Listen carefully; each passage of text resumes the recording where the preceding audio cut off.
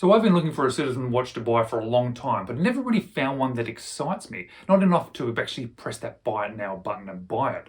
But now not only have I bought one, not only have I found one, but I think I may have found one of the best budget automatic watches that you can buy.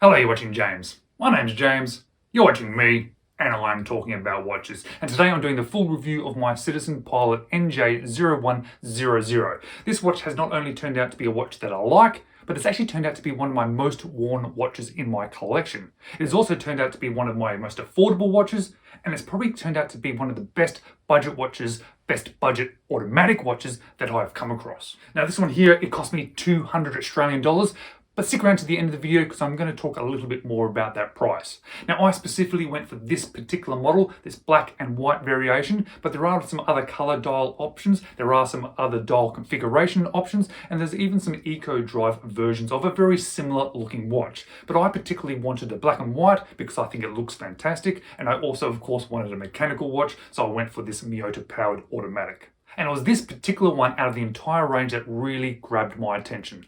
The others looked okay, but this one really grabbed me. So let's flip the camera and let's do the full review. Now this watch really has grabbed me and I really like it, but it's certainly not what is written on paper about this one because it's a budget watch, basic packaging, 8 series Miyota movement, has hollow end links, hollow bracelet, has quite a large diameter to it, which you don't notice when you're wearing it. But if you just read all that on a piece of paper or on a screen, I wouldn't be attracted to it. But when I saw it, I thought, wow, there's something special about this watch. I need to own it. And as you can see, it is the Citizen NJ0100-89E with the caliber 8210 in it. And it is the looks and the striking looks about this watch that drew me to this variation, because there is a blue and a green and a few other options, but this is the one for me. The others, to be honest, don't particularly interest me. And it's partly because of the contrast between the black and the white, because we've got a nice matte black dial there, matte black chapter insert there, but then everything is printed on in white. 60, 10, all the numbers around on that chapter, minute track, hour track up there as well. And then on the dial itself, we've got the upside down triangle looking at that sort of that pilot style look to it. 1, 2, 4, 5, 7, 8, 10, and 11. Yes, I got through that, as well as some other markings, automatic and Citizen. And then on top of that, we've got these lovely skeletonized hands. And as you'll see, there's actually no metal on those hands, or not that you can see. They're all painted in white. And of course, there is lume. And the lume on this watch is actually pretty good. Check it out. I'm actually really surprised for such a budget watch, a pilot watch, how good it actually is. And it looks really cool throughout the night. Now, we do have a date on this one, not color matched, unfortunately. I think it sort of suits the watch because there is a lot of black and white going on, so it's not too bad. So it's not too bad a negative. But the thing that stands out to me, more than quite a few things, once I sort of looked at this dial, is the second hand. I'm not sure why. I think it's because it is so white onto that black background. And you can see that actually sort of reflects onto the background as well, onto that dial. And I really like it. I think that stark contrast between the black and the white really works well on this watch. Now that's all covered by a flat piece of mineral crystal. Yep, unfortunately no sapphire here. And there's very little AR coating, so there is quite a bit of reflection.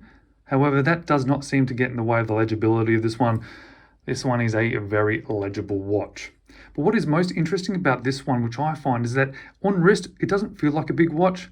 To me, it doesn't look like a big watch, but the dimensions don't seem to reflect what I'm seeing and feeling, because this is actually a case diameter of 42.4 millimeters, which I would not have thought. I realistically would have thought closer to 40. Width is 11.9 millimeters. The lug to lug, which is probably one of the reasons why it feels smaller, is 46.5 millimeters with those female end links. Large lug width though, 22 millimeters, which again would suggest that it would feel bigger, but it doesn't, well, not to me. And on this supplied bracelet, albeit that it is hollow with hollow end links, hollow inside the bracelet itself, it is still 146 grams. So it really has a little bit of heft to it, which is quite nice. And then when we look at the bezel and on the case, we then find some of my favorite features of a watch, and that is a combination of brushing and polishing really seems to make a difference to me, because on the top of this bezel here, it is all brushed, which I think works quite well. So it doesn't sort of reflect too much at you. But then when you turn it, we've got an edge going down along here, which is polished. And then further, another edge coming straight down, which is also polished. Nice bit of circular brushing on the top of those lugs and slightly on the sides, as you can see with this sort of more interesting shape of the case. And then on the sides, back to polishing, which is really cool. So it really breaks up between those polishing and brushed surfaces. You can also see there's quite a nice little curvature, and because of also that short leg to lug, it means it really does sit nicely on wrist. Now the crown is unsigned, which I think suits this watch. Also a little bit of brushing, difference in textures, which I quite like. Slightly guarded, only by a tiny little bit, however. Now not screw down, so you can manually wind this movement straight away. Very easy to grab onto this movement as well, which is kind of cool. And then as you pull it out, obviously it's going to have a position for the date. But then, as we noticed, I'm all the way out now, and that second hand is still moving. And that's because this Miyota 8210 does have hand winding, but it doesn't have hacking, which is a little bit disappointing. As I mentioned, not everything about this watch is fantastic, but it doesn't change the fact that I like it. But let's see how this Miyota movement is performing on my time grapher. So as you can see, for a base model, sort of cheaper Miyota movement, I think it's actually performing pretty well. You can see it as a sort of a slower beat, 21,600 vibrations per hour. A little bit of beat error, 0.4. It's okay, it's not perfect, but I'm okay with it. Amplitude is okay at 244, but check out the rate. Sitting pretty much at 0 seconds a day, which I'm certainly not going to be complaining about that.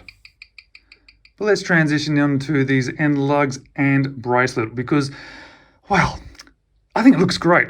It's actually a really nice looking bracelet, suits the watch really well, looks great on wrist, but the quality is not fantastic. And as a result, there is a little bit of jangle, and there's even a little bit of squeaking. Now, as I've been wearing this more and more, and I've been wearing this watch a lot, the squeaking has lessened. So that initial squeaking that I got from this bracelet is not quite as bad now. But we got end links, they are hollow, but they fit really well. So I'm okay with that. Now these are folded metal links, but they're all sort of brushed, a little bit of polish on the side, and you notice that it is folded once you lift it up there, so you can see that it is folded. But it's the nice folded type that you don't really notice it, and it certainly doesn't pull all these extensive hairs off my wrist, so I'm perfectly okay with that. Split pins utilised there to change them out. I actually quite like the clasp. Firstly, it's all brushed with Citizen written in there. It's a double pusher, which I do prefer, but look how thin it is as well. Really sits in nicely into the rest of the bracelet. 3 levels of micro adjust. I had no issues fitting this one to my wrist, but you'll see that it is a pressed inner.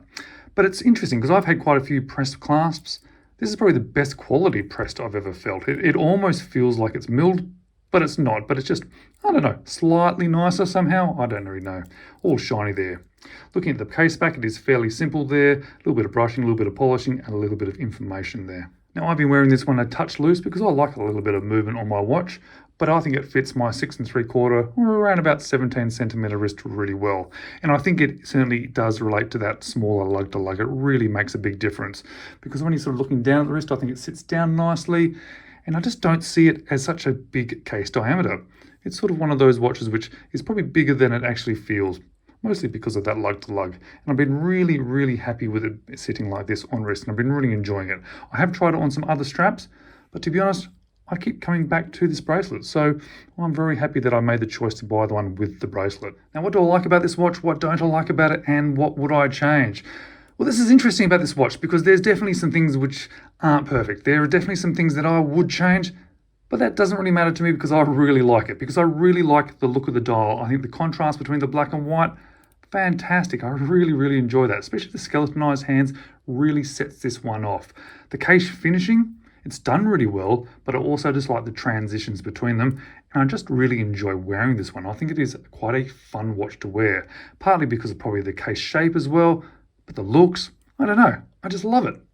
But the quality, possibly not perfect. When you think about a pressed clasps there, the hollow end links, the folded bracelet there, the base model Miyota movement there, well, we're looking at an affordable watch.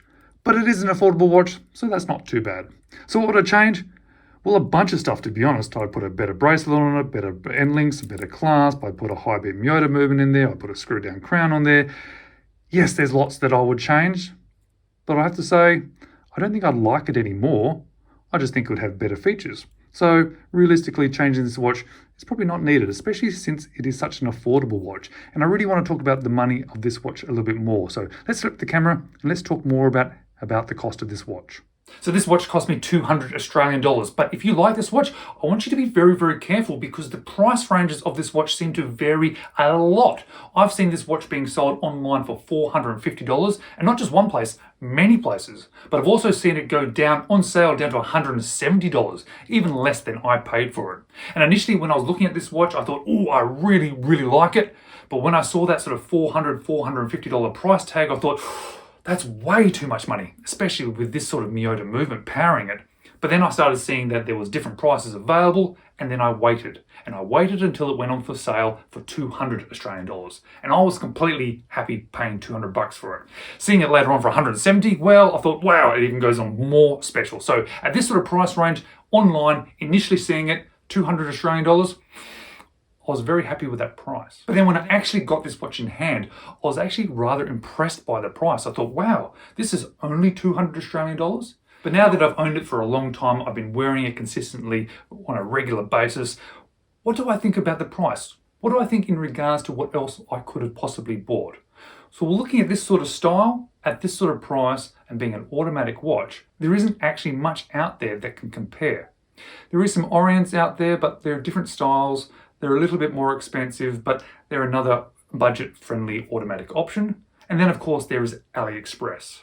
But I don't really want to compare this one to an Aliexpress watch because this is from a big, well-known Japanese brand versus Aliexpress may have some slightly weird names on the dials. So for me, I can honestly say this is one of the best automatic mechanical watches at this price. And guys, if you like this video, then maybe check these two videos out next.